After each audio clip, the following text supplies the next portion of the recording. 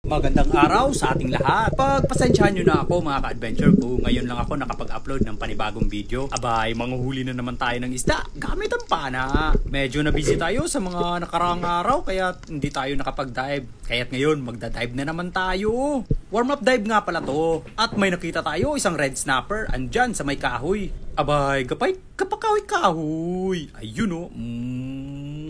Grabe pong sa pool ang amo ng isdang to. At ang laki pa. Aba, nabulubod pa sa may lubid.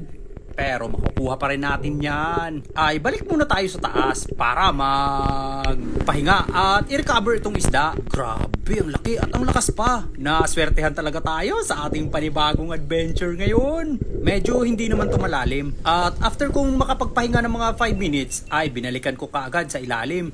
Ayun, grabe. Ay, at hindi na tayo pinahirapan kasi nakawala lang bigla sa kanyang pagpulupot. Kaya't ayun o, mukha lang maliit tingnan sa ilalim no, pero pagdating sa taas niyan, good size yan.